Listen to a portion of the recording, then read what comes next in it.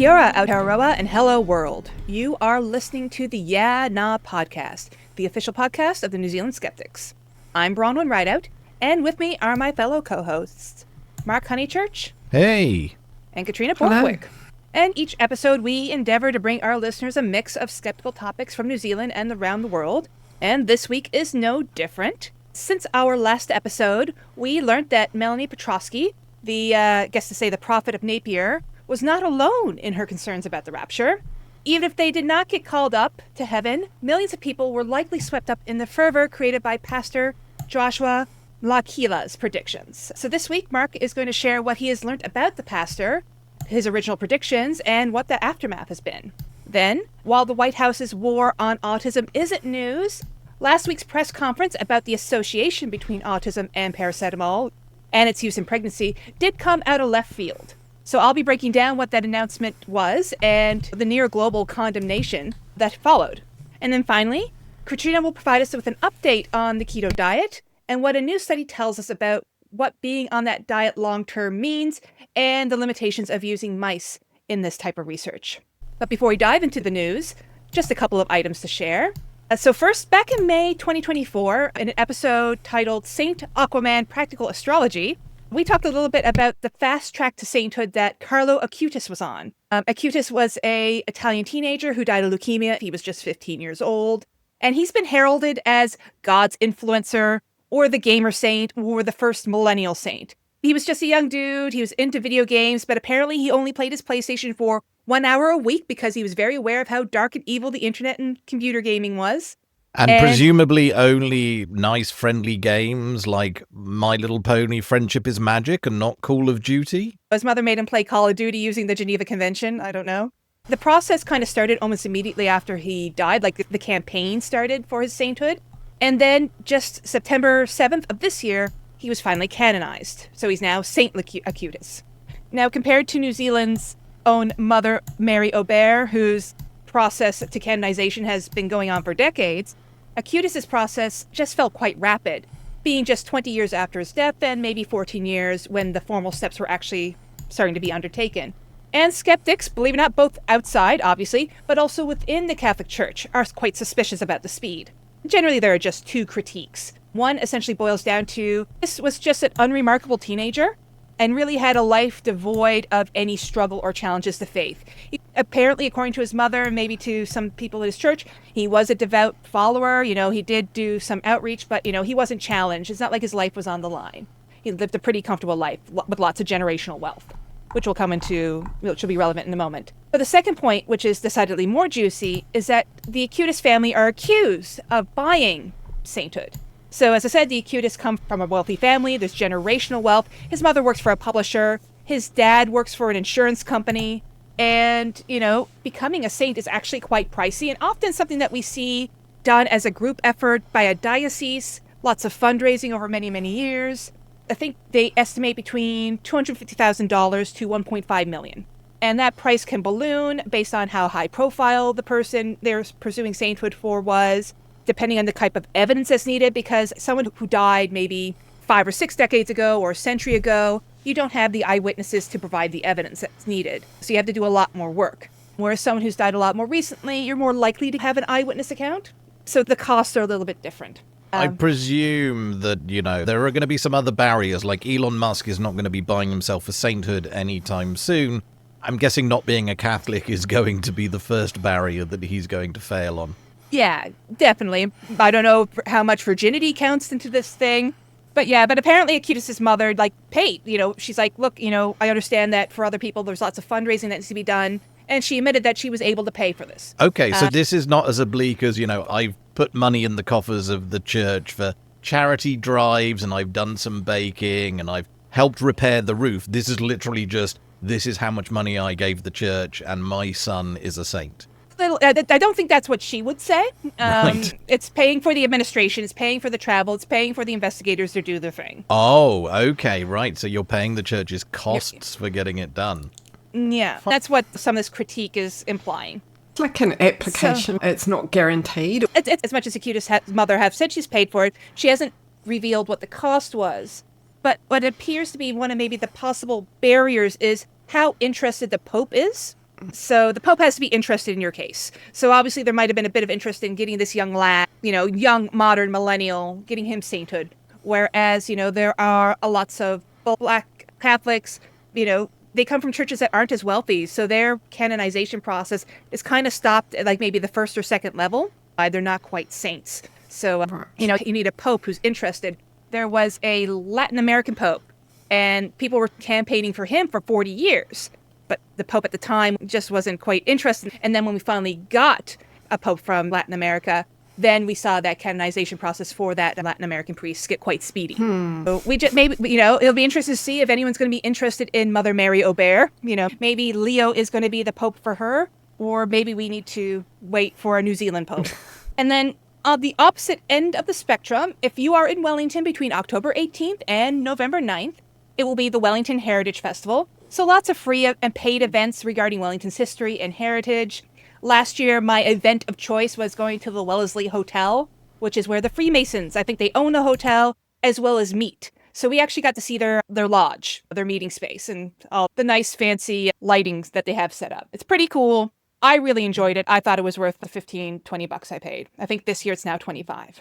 So you do have to buy tickets in advance for some of these events, even the free ones, just so they know who's going to show up. But maybe of interest to skeptics, as well as to any of our rationalist friends who are listening, between October 31st and November 1st, there's going to be a series of tours of various religious buildings and churches around the city, as well as 2 or 3 talks on topics of religious interest. I'm looking to go to the Theosophical Building. We've been there before, but now I think this is going to be a deeper tour, so maybe I'll get to go see the kitchen. Okay. Yeah, we have been, and it was a really enjoyable visit, and honestly, I don't think you'd be hard-pressed to find a weirder bunch of people in Wellington. But yeah, they're very lucky that they've got nice buildings where they can run these services. And I'm also going to check out the Quakers. Now, the Quakers, their building is actually near to where I used to go to my photography society or photography club. So I know where that is, and it's going to be interesting to see what's inside. But particularly of special interest to skeptics is that at 12:15 in the afternoon, so lunchtime on Friday, on October 31st, which is Halloween, at Unity Books, Dr. Peter Linehan is giving a talk titled, "Why Does Wellington Have a Reputation for Being Godless?" And so I'm really interested in what Dr. Linehan has to say. October 31st is also Skeptics in the Pub that night. So if you're thinking about making a special trip to Wellington and you're taking part in these tours, consider joining us at Chapman Taylor's that night for a nightcap. Now, moving on to the topics of tonight's episode. As you would have guessed by now, the Rapture was a bust, but while the Feast of Trumpets did not deliver for the true believers, atheists, skeptics, mockers, and scoffers of all races and creeds had been dining out on the humble pie being served. I think, Mark, we were a little bit surprised that the concerns about the Rapture were not just limited to that random OIA request that you found. Why don't you break down for the audience what happened? Yeah, so you messaged me at the same day that I'd been browsing, I think just before the 24th, and I'd been browsing Reddit, and I'd noticed a picture of a car in Pennsylvania that had just been marked all over with warnings about the Rapture on the 24th, the usual kind of scrawl that looks like maybe there are mental health issues behind it. But it made me realize, and your message reinforced this, that this is not just our very own Melanie Petrowski in Napier who thought that the Rapture was coming on September the 24th, like a lot of the stuff that I broke down on the last podcast episode that she'd put in her OIA request. She's just picked it up off the internet. And so as soon as I found out that this was a global thing, it was like, well, where did it come from? What is the origin of this? It's not going to be Melanie, like in some backwater in New Zealand. That seems very unlikely. But where did it come from? Is this an American thing? Or some American pastor decided that God is speaking to them? Because what is it? Has it been like 10, 15 years since Harold Camping was making predictions? Because that's been probably a while now. Yeah, I think 2006 was his original predictions. Yeah, because I found an old article of a family, and like the kids were not believers, but the parents were big believers. And the kids were really concerned that, these were like teenagers, like high schoolers. The teenagers were concerned that their parents had stopped saving money for their college. Yeah, and Harold Camping did it for years, right? Every time he got it wrong, he went away with his tail between his legs. And then a few years later, he came back reinforced, running a radio show and putting up massive billboard adverts. Like the guy was infallible. Even when he was wrong, people just carried on following him and believing him when he made his next prediction. It was really unfortunate, and hopefully that doesn't happen with this one, as we'll hear soon. So when I went looking, I mean, very quickly I found a bunch of articles that it's such an unfortunate thing that happens so much with news online these days, is nobody puts links into their articles. Like, I think the driving force is the people that run media organizations, they want you to stay on their site because they need to increase engagement, which increases ad impressions, which increases the money in their pocket. But like, the internet is meant to be pages linked together. Like, if you're talking about this pastor, if you're talking about this video, if you're talking about this podcast episode, just put a link in. There's a way of doing it where it can open in a new tab, which is really easy.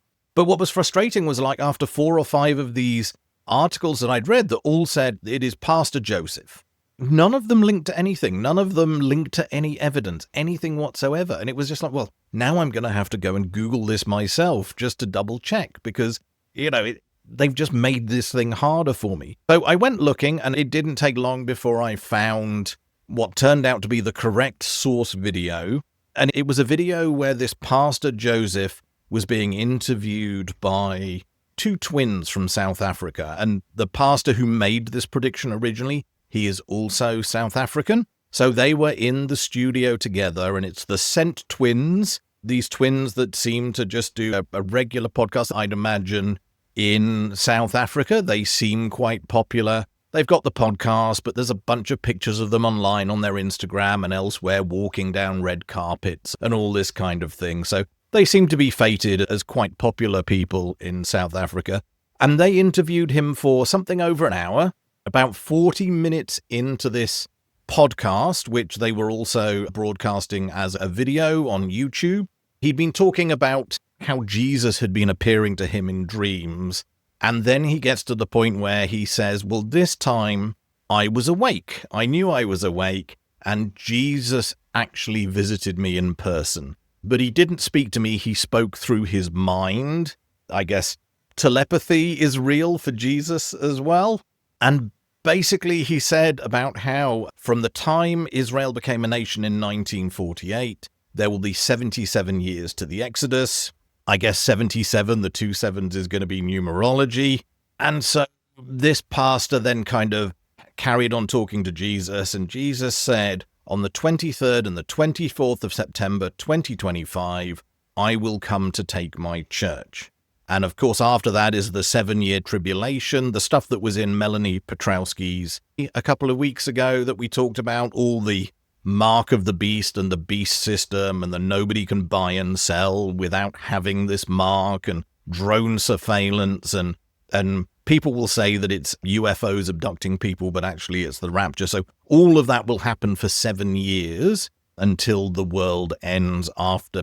For some reason, the Antichrist gets 7 years of Earth. I'm not quite sure why. He talked about how this was connected to the Festival of Trumpets, which is basically part of the Jewish New Year, and that did fall this year on the 23rd and 24th. So I guess he'd probably looked this up in advance and found dates that kind of make sense. And then Jesus told him that, he needed to go and warn people, and so this is what he's doing. He talked about how he's here to let everybody know, celebrities, business people, ordinary citizens, ministers, presidents. He basically was on this show in June this year, June the 17th. So he did have a good lead time. He gave people a few months, but he let everybody know that they needed to give their life to Jesus. Very good of him to be prepared. Very good of Jesus to give us a few months as well. I think both of them have been very kind here. It's a pity that even though this came out in June, it appears to be that TikTok only picked it up in the last few weeks. So I don't think TikTok did its job of letting us know early enough about the rapture coming, because it was all a bit of a panic at the end.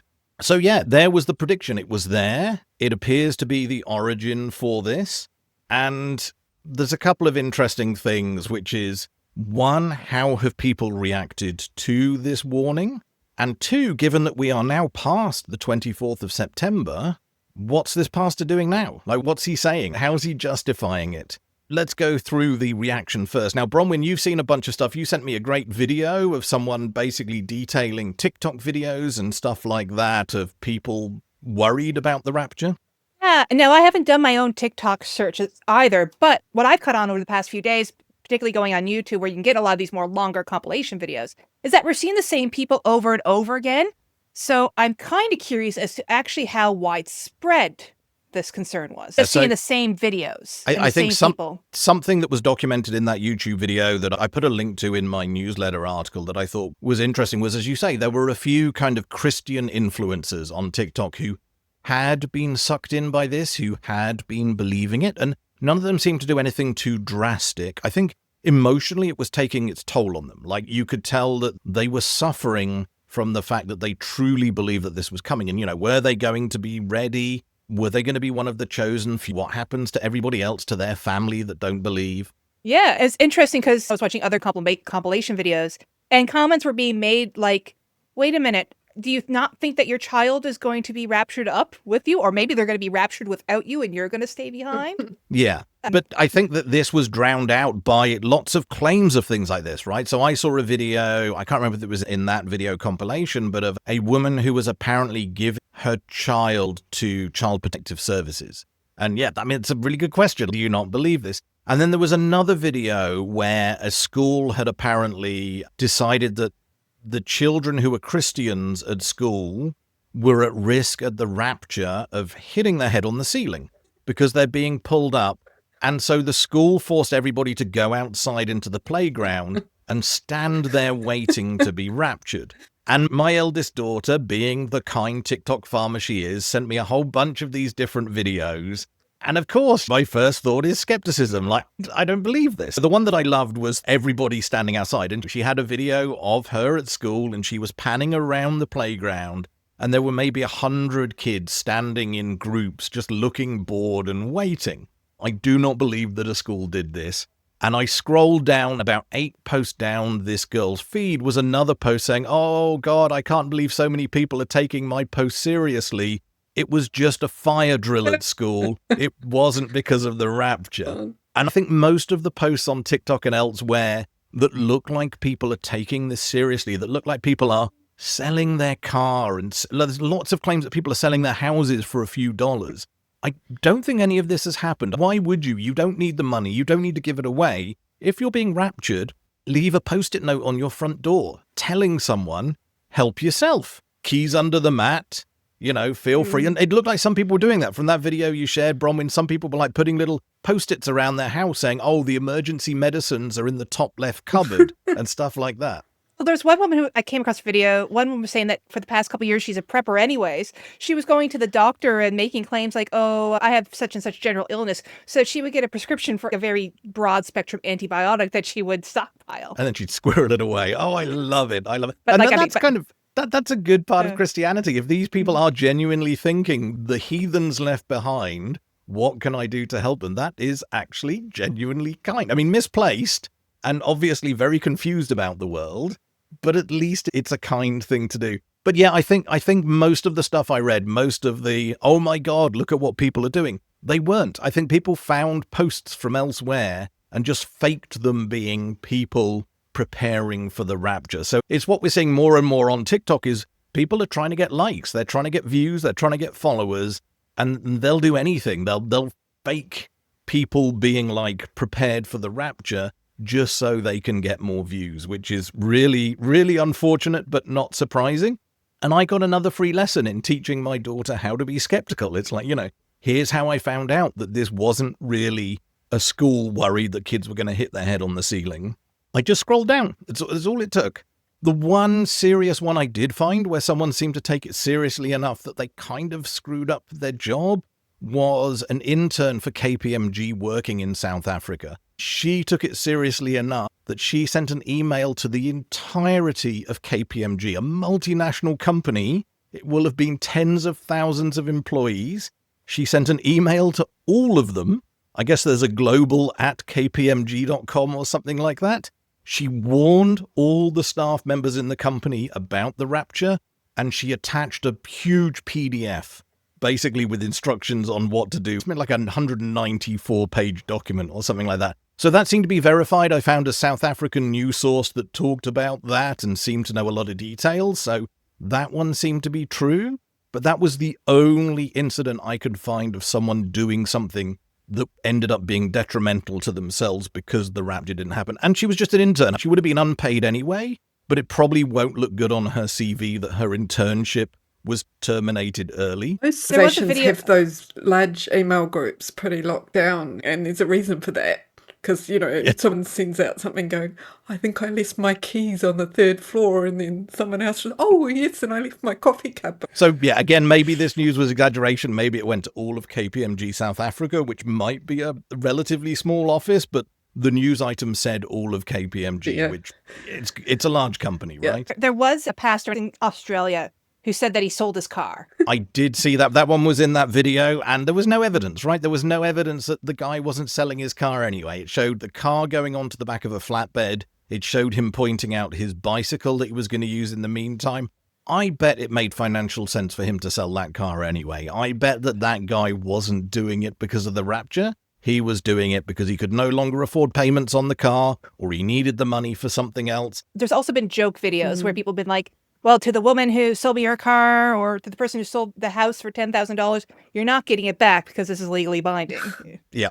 My daughter showed me a video of a Kiwi woman ranting about how it was her 65th birthday. She was not going to enjoy her retirement because the world was ending, and she just received a week's worth of underwear for her birthday, and she wasn't even going to be able to use the entire week's worth of underwear. It's just not being creative enough. Yeah, so it seems like a lot of people had a lot of fun with this, but the more I looked into it, the more I realized that there weren't many people taking it seriously. But the ones that did, the few that did, it did seem psychologically scarring to them. It's a It can't be positive a nice thing if you're a Christian, but it sounds like it's these people that were psychologically scarred were the Christians. Yeah, I guess it brings it home, doesn't it, that you might think you're a Christian and you're being saved, but there's a bunch of people you love, a bunch of people who are your family members and your friends who probably aren't Christians, and they're not going to be saved. And what kind of heaven is it when they're not there, when you're up there, but you're the only one that you know? I mean, it's going to be a bit lonely and sad. Yeah, so if Rapture's the end game, not sounding so great. No, because, Christians have a reputation for being a little bit boring. They certainly don't do cocaine in bathrooms very often. So, yeah, like heaven's probably going to be a pretty boring, staid place, unfortunately. I'm just wondering if it happened and nobody qualified. So I think it's the same as if, you go to heaven if you die, right? And depending on the religion, like for Catholicism, you're expected to have done good works and the balance of your life is meant to be somewhat positive, but also you have to believe in Jesus. For Protestants, the idea of sola fide, and I don't understand it properly, but it's like by faith alone, that the basic principle is it doesn't need good works. You just need to have that earnest belief that Jesus died for your sins and was resurrected. And as long as you've got that makes you a Christian and then gets you into heaven. So there's no weighing of your pros and cons within Protestantism. And I think the rapture's the same. I think, if it happens while you're still in your 20s, presumably depending on which religion you believe or which part of the religion's doing the rapture, I guess they'll have their set of measurements as to whether at the time you're a Christian or not. But anyway, so the last part of my story is, how did this guy deal with it? Like, he talked again to the Sent twins. He did just before our newsletter came out, like the day before he did an interview. And obviously they were there to ask him, what the hell, guy? What happened? None of us were raptured. Good on them for getting him back on. He got back on and said, they were like, oh, was it stressful for you? How do you cope? He was like, yeah, it was fine. It was all good. I was just waiting for it to happen. It didn't happen. Yeah, a little bit of worry. But then a friend phoned me up, he said. And the friend said, oh, I think I figured it out. And what he'd figured out is that apparently because when Jesus was around, the calendar that was being used isn't our current Gregorian calendar. It was the Julian calendar. So because Jesus used the Julian calendar's out from the Gregorian calendar by 13 days, and it's 13 days later. So that was it. He did the maths and went, well, that's the 7th of October. So his excuse for why the rapture hadn't happened, after 2 days of not knowing, a friend gave him a free line of, it's still to come, it's the wrong calendar. So apparently the 7th of October, which will be just after this podcast episode comes out, we have the second expectation of a rapture. My expectation, and I'm sure that of all skeptics, is that this one's not going to happen either. What I'm interested in is, do the Scent twins, do these people who have been platforming him give him a third chance on their podcast? And what does he say? What's the excuse going to be? Like, is he finally going to apologize and say, oh, yeah, okay, so people are right, nobody knows the day and the time? Or is he going to be like Harold Camping and take another punt at it? Is there going to be a third guess? Is there going to be another excuse why the date was wrong? So it'll be interesting to see. I hope he's learned his lesson and just goes, maybe I didn't get it right. Maybe I should stop doing this. I think that would be the best thing, because I'd hate to think that more people get sucked into this and start to worry, start to think that, their life is going to be upended, because that can't be a nice thought to have, I imagine. Not a nice thought at all. Now, speaking of things that have sent people into a panic, let's pivot a little bit from heavenly departures to earthly concerns, because last week's press conference linking paracetamol to autism has kind of stirred up a lot of fear, confusion, but actually, I think something that many of us can feel relief about, global condemnation. So for anyone who's been potentially living under a rock, on September 22nd or 23rd in New Zealand, RFK Jr. fulfilled his pledge he made in April 2025 to identify the cause of autism by September 2025. And yeah, with just over a week left in the month, Donald Trump declared in a press conference that acetaminophen, or paracetamol as we call it in New Zealand, aka Tylenol or Panadol, when that's taken during pregnancy, it's associated with an increased risk of autism in children.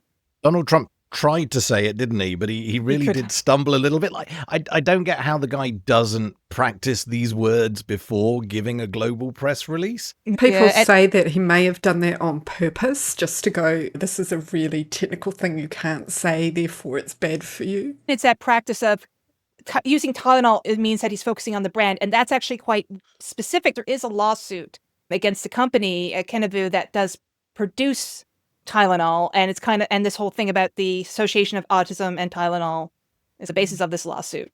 And he met with the maker of Tylenol specifically. So I think he's probably frustrated that he can't say Tylenol when really it doesn't matter if it's Tylenol. This is a blanket issue with acetaminophen, paracetamol. How we talk about medication is relevant to this discussion. Yeah. I guess also even a little bit worse than the press conference is when you look at the difference between the website that the White House put out, like in terms of the press release website versus, say, the Department of Health and Human Services.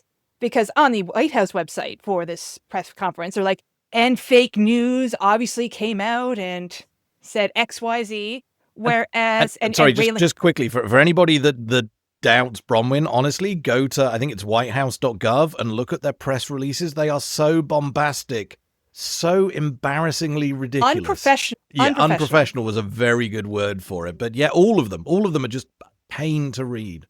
It makes your head spin when you go to the Department of Health and Human Services, which is a department that RFK Jr. leads.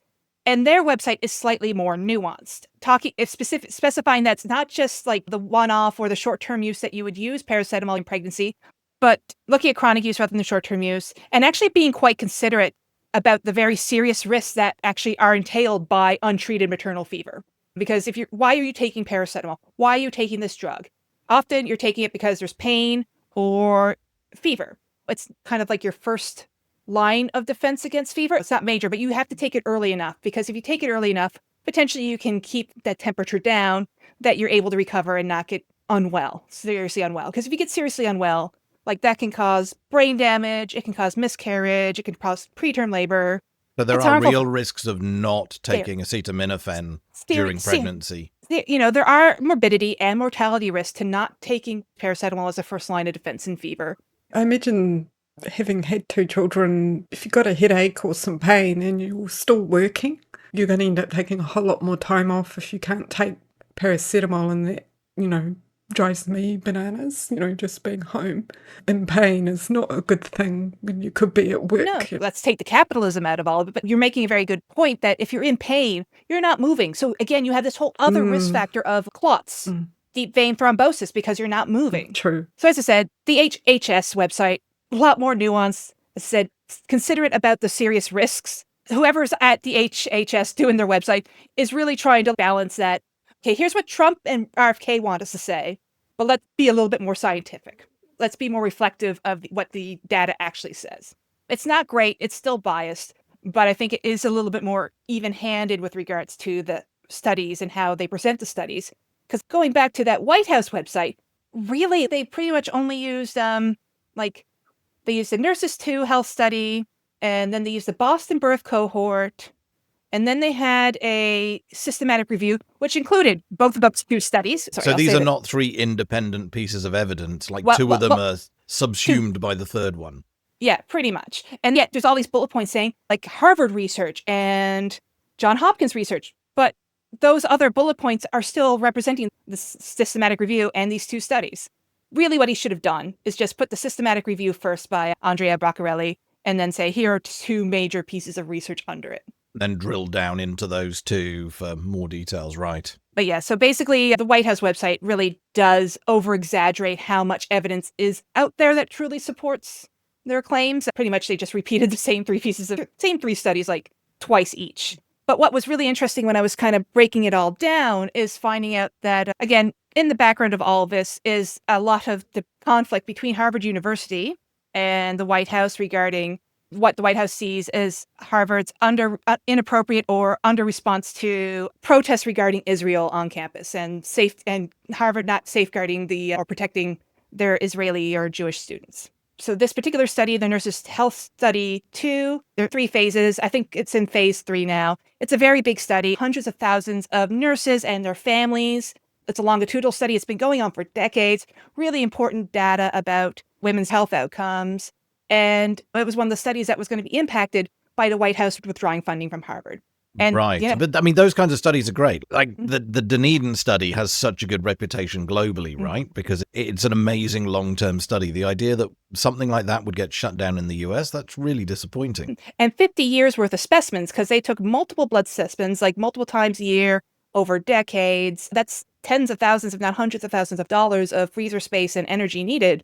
It was all being at risk in July of being shut down and being destroyed. But then September 17th, it was announced that the funding was reinstated. Now, let's not go into conspiracy theories here, but the timing is a little bit on the nose. Because, again, someone using this data found an association between autism and pregnancy. Well, I mean, just talking of timing, just the idea of announcing in April that you will find the cause of autism by September. I mean, obviously, this is not what RFK Jr. managed. And this idea of blaming it on paracetamol during pregnancy is, I guess, the best they could put together at short notice, right? 6 months? It's really weird because in March, I wrote that piece about Mark Geyer and David Geyer. They were a father-son duo who had done a lot of discredited autism research in the early 2000s. And the son had been hired by RFK to be an analyst in a review of the vaccine connection. Yeah. So I think we were all rather anticipating if anything was going to happen in September, if RFK was actually going to deliver anything, it would be about vaccines. But that's and vaccines are still in the dialogue here. Like Trump mentioned vaccines, but the focus on paracetamol is really interesting. But yeah, it does appear when I picked up a couple articles from The Atlantic, it really seems that he's only been really looking at the paracetamol link since like maybe August, September. So really cutting it quite fine if my presumptions are correct. There was one guy that he was talking to like 5 or 6 times only in the beginning of September. But this guy's research is about giving paracetamol to kids when they're alive, their toddlerhood and causing autism. Post-birth. Not necessarily but not during labor or pregnancy. I imagine they started chasing the paracetamol thing earlier than September, but I did watch the other day the video of the Senate hearing where Bernie Sanders was grilling RFK Jr. about vaccines.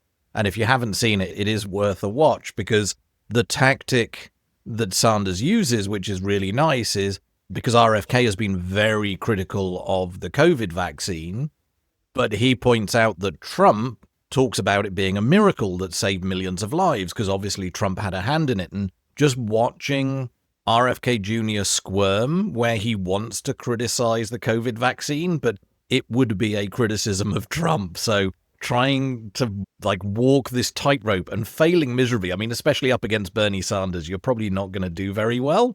But RFK is so visibly flustered, trying to keep his job while also not totally selling out. It's fascinating to watch. It sounds like taping butter bread to a cat and it can't land because the cat always has to land on its feet and the butter must land butter side down. Yeah.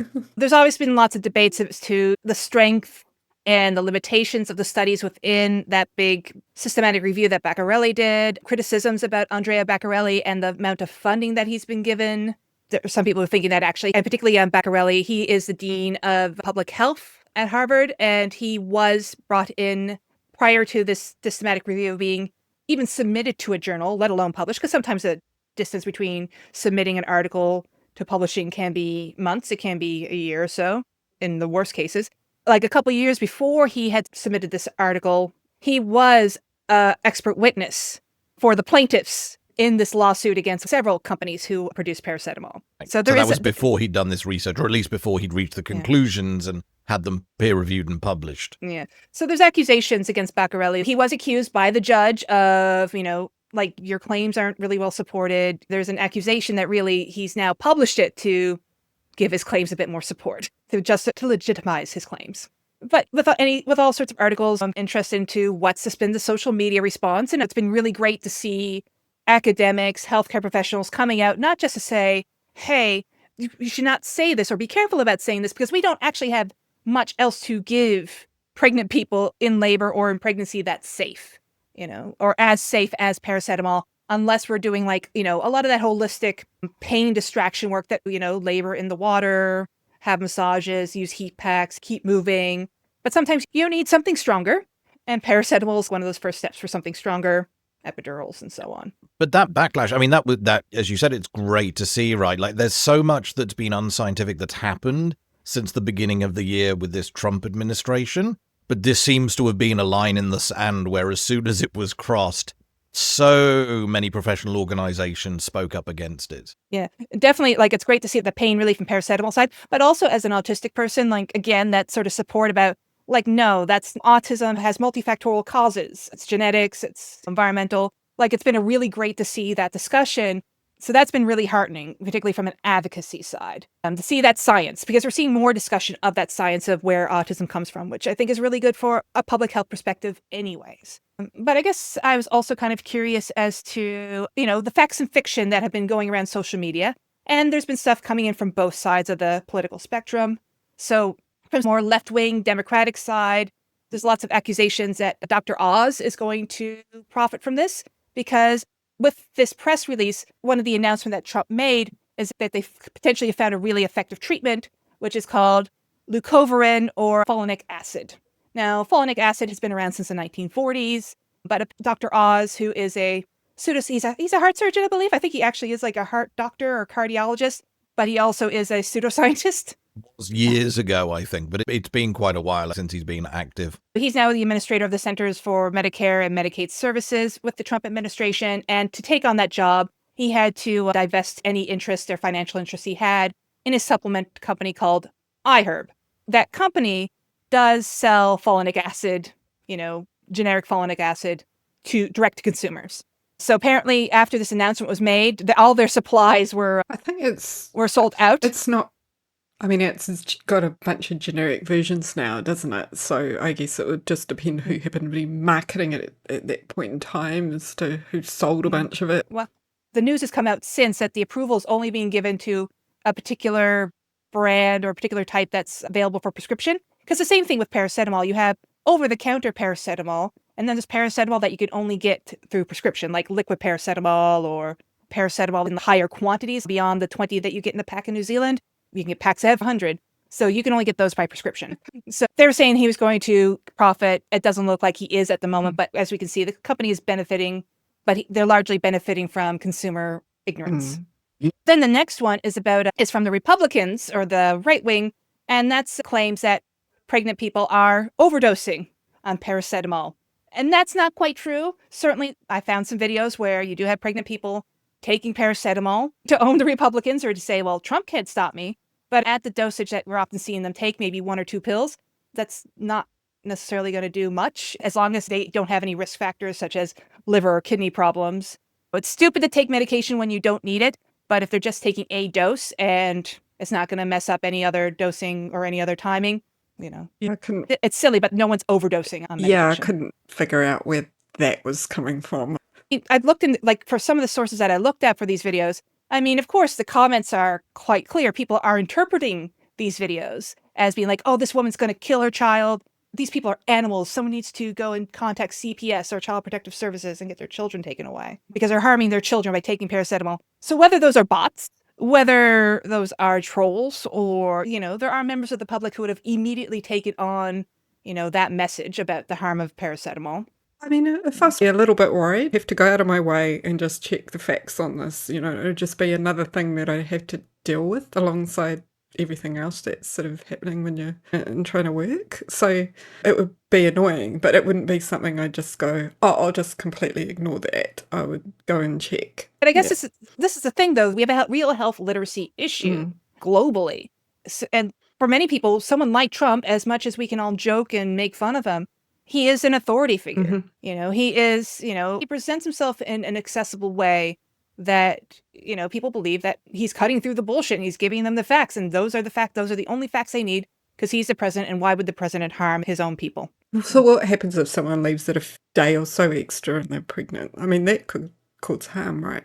Yeah, absolutely. So, I mean, with taking any sort of medication, always follow the instructions of the physician, of the midwife who is prescribing you that medication. Make sure you're not taking more than your maximum dose that you should be taking and the maximum doses that you should be taking over a 24-hour period. I'm not your doctor. I'm not your midwife, but follow your own doctors and follow your own midwives. I did want to talk about what's also been going around social media is a particular tweet that Tylenol made in 2017. And unfortunately, it's a tweet that's out of context a little bit because it was done in 2017. And the tweet was, "We actually don't recommend using any of our products while pregnant. Thank you for taking the time to voice your concerns today." Unfortunately, the person whoever they were responding to, has deleted their account. So, of course, Tylenol's been doing a lot of backpedaling to say, no, here's our actual advice that we would be giving at that time. But not that that's really stopping a good story for people who are anti-paracetamol. But I did do a little bit of searching, and I was at least able to track the original account. Nevertheless, I was not able to find the original tweet, and that was even after using archive.org. So did a bit of searching, and it appears that this person was definitely on an anti-paracetamol wicket for quite a while. I was impressed with your sleuthing for that one. The fact that the archive.org version of that Twitter account that you found was in Japanese, that must have taken quite a bit of finding. I was like, someone else has that handle. So I went to that handle, and obviously this person's been getting massive traction and engagement because they're like, do you know who you got this handle from? And that changeover looks like it happened like 2018, 2019. So I'm like, what happens if the handle's the same, I'll just copy and paste it into the Wayback Machine. So when I was reading your article and you talked about that Tylenol tweet, I was worried at first that you were talking about the fake tweet that came out the other day, which was just Tylenol's Twitter account saying, "Nice try, release the Epstein files." But then I read further, it's not that one then. It's not that easy to debunk. But that would have been great. Release the Epstein files. But also let people take Tylenol. I do want to take the time to reiterate what we can keep on doing as skeptics, even though this is happening overseas. The decisions that Americans make regarding the funding of autism research, the decisions that they make regarding tariffs and the availability of medication, that has a global impact. So I really want to just advise all of our listeners, all of our newsletter readers to just keep on being critical consumers of media, be alert to any financial or vested interests that may underpin research, just stay informed with advances in health and updates in health practice by following like the key professional bodies that we have in New Zealand. So that's the College of Midwives, that's the Royal Australia-New Zealand College of Obstetricians and Gynecologists. The GPs have a similar organization. And also keep on reading things like peer-reviewed journals, but maybe more accessible to the public. Science-Based Medicine, that website is still going, and they're still doing really great work on this area. And Retraction Watch, because, who wants their medical decisions made on research that was retracted? Now, with our final piece for tonight, Katrina, you provided an update to your 2023 article about the harms and benefits of the keto diet. And this time, you've written about some new research using rodents. And I had my funny little thought about if you can tell us what the keto diet looks like for mice in an experimental setting. Like, are they cooking like bite-sized pieces of bacon on little tiny barbecues? Yeah, unfortunately not that nice. It's like lard and fat. But I don't know how they're getting it in. It wouldn't surprise me if they're like syringing it in their mouths or something. But they are, Are they doing like, those lever tests that they keep on teaching us in yeah. university? But I think, you could come up with way cuter images than that, couldn't you? Feeding them giant pieces of cheese and just this mouse stuck to it going, oh my gosh, I get the biggest piece of cheese. But it's not that.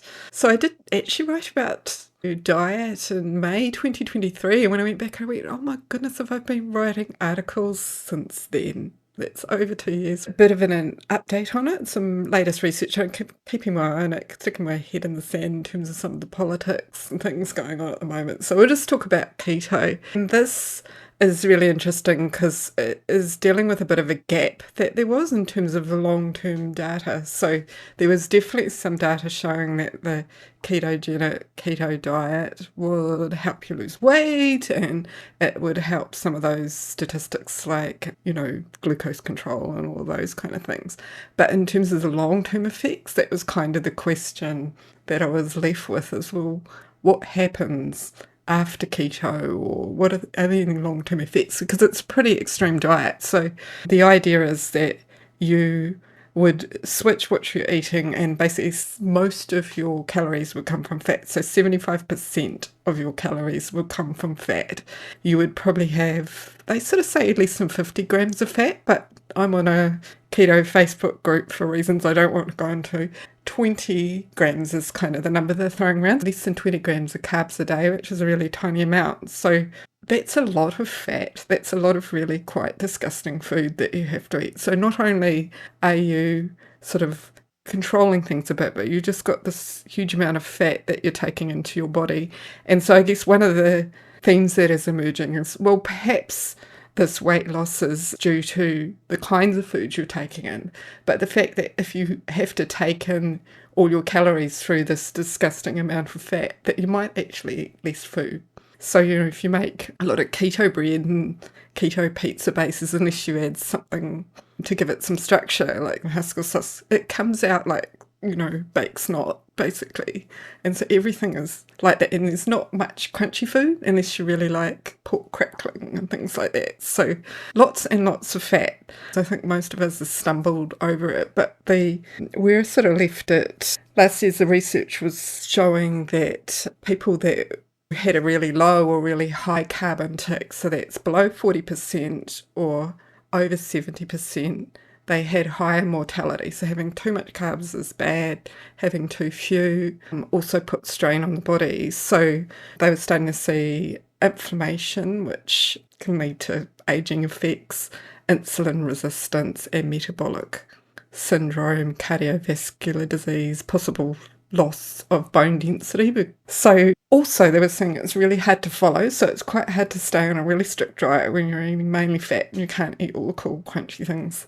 That means that a lot of people go off the keto diet, and what they were saying is they would regain the weight, but not only that, they would also have trouble with their metabolism, which had now kind of got out of sync in terms of processing the fat. So your liver has a key role in converting carbs and fat and so on in your body and controlling it all. And if you just drastically keep changing what you're doing, it kind of gets out of sync. So you end up with a situation where maybe your metabolism is not working so well after you've been on the keto diet for a while.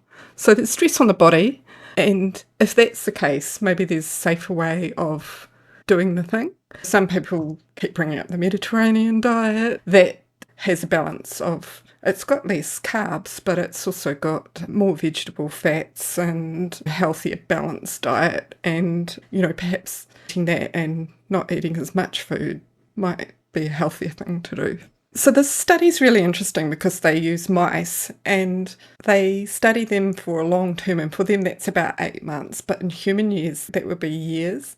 So mice are quite often used as lab subjects, and surprisingly they are genetically similar to humans and physiologically similar to humans, but also something that's really attractive in using mice is that their generations turn over quicker. So if you're going to want to study thing there are long-term effects over the whole lifetime an animal, then a mouse is a really good animal to use. Whereas if you start studying humans, you have all sorts of problems because they live too long. You have to wait the whole lifetime to see the effects.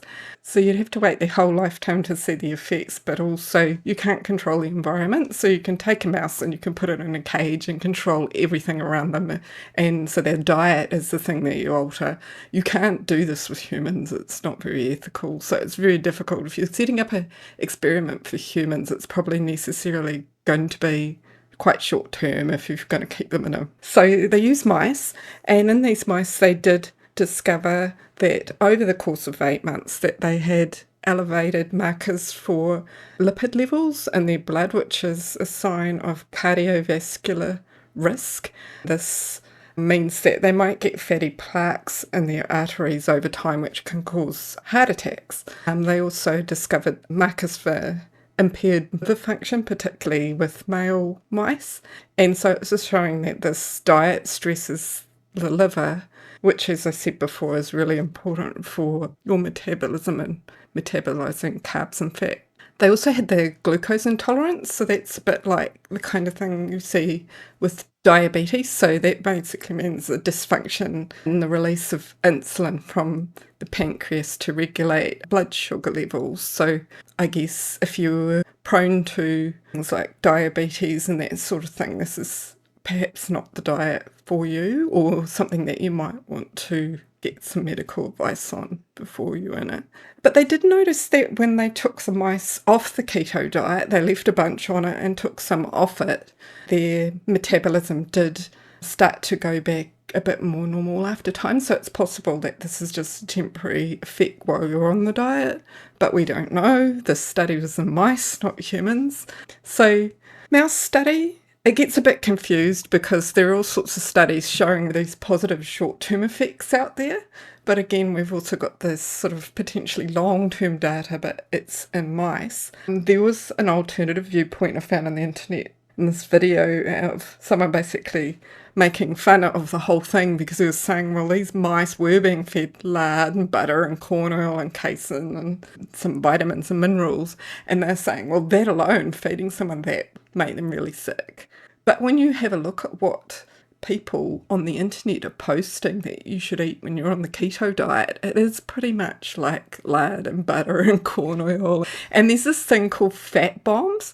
If you just Google fat bomb recipes, you'll come up with multiple books and things that you can buy. Chocolate, peanut butter, fat bombs, like absolutely disgusting stuff. I mean, it sounds kind of cool, like you might want to eat half of one, but you know, imagine if this is what you're eating. I'm pretty sure it become pretty old after a time. So I guess that's sort of where the keto thing is at. The Journal of Metabolic Health did put out some guidelines, and they took a really interesting approach, and they went around a social media platform. They wouldn't say what it was, but they were looking at all of this stuff being posted there by people, and so they've set up their own guidelines to kind of counteract some of the misinformation that was floating around social media. It does raise some of the same stuff that I've already talked about. It reads a little bit pro-keto when I'm reading it. It does have some useful information for people with certain conditions such as gout and things like that, and I think that's really important that if people have particular health conditions then it's worth checking. But I guess what I was trying to figure out is, well, if you're kind of healthy, like you might be carrying a bit extra weight or whatever, more than you want, but if you're healthy and you're going on keto not because you need to for health reasons, but just maybe to drop a few dress sizes or that kind of thing, is it worth it? You know, are there these negative health effects, including aging faster and those sorts of things, or having a heart attack, mean it's possibly not worth the risk? And I guess the answer is, in some cases, it is possible that there could be harm caused to people. But I mean, it's definitely the case that people can lose weight on it. And I guess if someone's in a situation where need to lose that weight and that's the medical advice, and this may be one way they do it. The keto diet has been used since 1924, so it was used for epilepsy, and in particular the seizures. It's also been used in Parkinson's. So there are some specific conditions this has been used in, but it's only been more recently that there've been a wave of people using it for weight loss. So that's a new thing.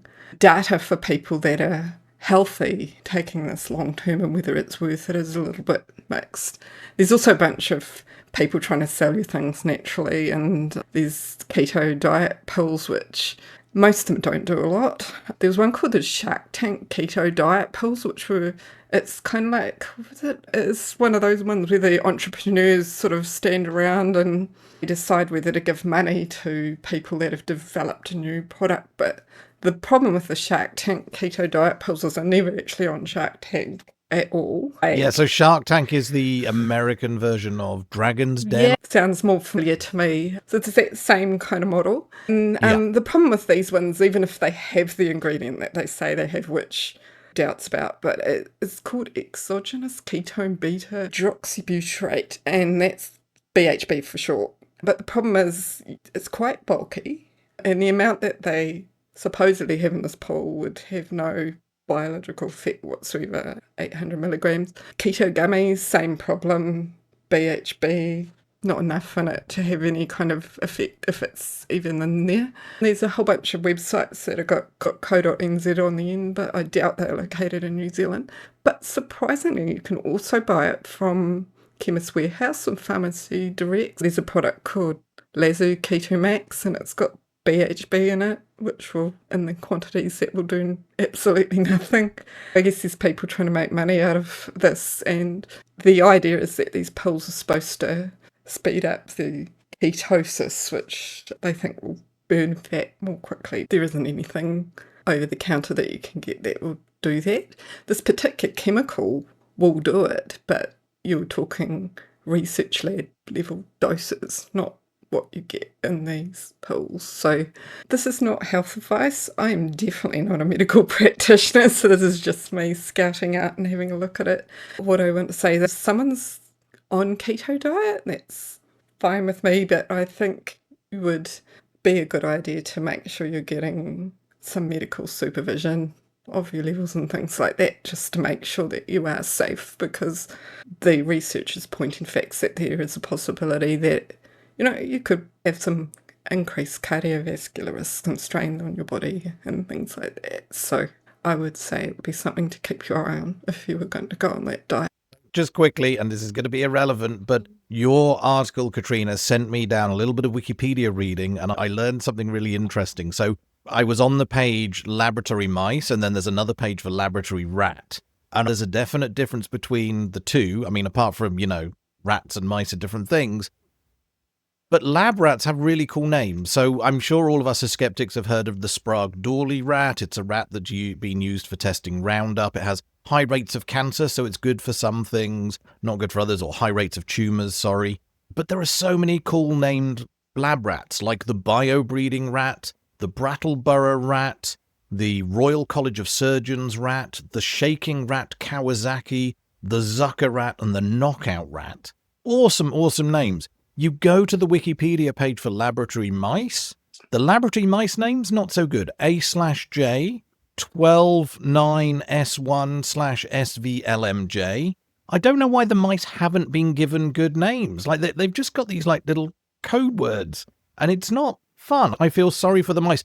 But the positive thing for them is when you scroll down to the bottom of their Wikipedia page, under the See Also section, they do have a link to the Pinky and the Brain page on Wikipedia, which I thought was nice of them. Easter egg there. They're all like clones or something, and that'll be why they have these particular names, so that they've got, they're controlling for everything they possibly can by making the particular mice breed exactly the same, if you know what I mean. I know with the rats, with the Sprague-Dawley, etc., they've been bred for decades now, and they're selectively bred for certain attributes. But I don't think, we weren't cloning decades ago, so I don't think they're cloned. I think it's the same with these. It strains.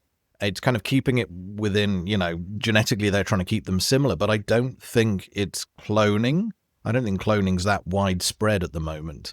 But yeah, somebody needs to give them awesome names, because Brattleboro is a cool name, and C57BL/6J is not a cool name. Yeah, they have that problem with stars and things, don't they? That they don't get very cool names when you get further out. It's not very... They really need to do an official job of selling star names, letting people name stars. But if actual astronomy organizations that discovered these things were allowed to sell the naming rights and use it for their research, I think that would be a much better way to do things. As long as they don't all end up with Starry McStar face or Galaxy face, or like it.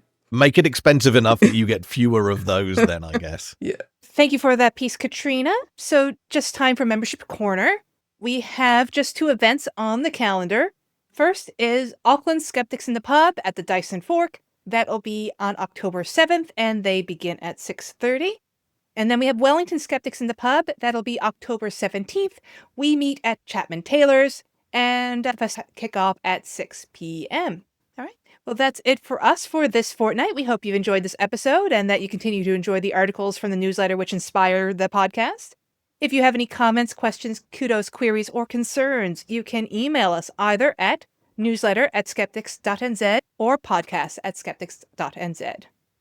Until next time, I'm Kakite. Bye. Yeah.